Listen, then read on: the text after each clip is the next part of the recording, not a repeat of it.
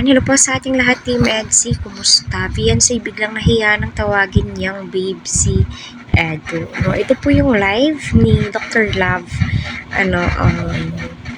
Kilig na kilig, syempre si Dr. Love, no? Dahil nga, may pa-babe si above natin, di ba? Ayan, hello po sa ating lahat, Team NC. Marami pong salamat sa lahat nang nag-subscribe sa aking channel.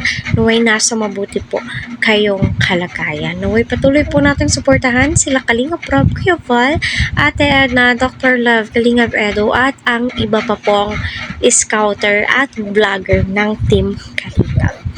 Kita po natin na nag-e-enjoy ang dalawa. Aside sa nag-e-enjoy, ito po, magkasalo pa po talaga sila. Shinare ni Beyonce ang kanyang pagkain.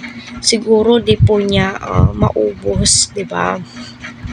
Alam niyo, malaking kasiyahan or galak ang aking puso na nakikita ko silang dalawa na comfortably na sila sa isa't isa.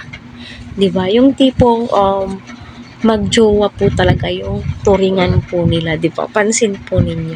Kaya para sa akin, naway magbunga lahat ng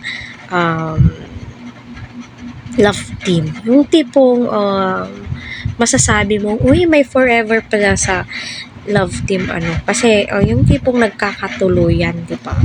Lalong-lalo na yan, sinabi ni Beyonce na babe, di ba? Babe na po yung tawagan nila. Ay nako, ewan ko na lamang po.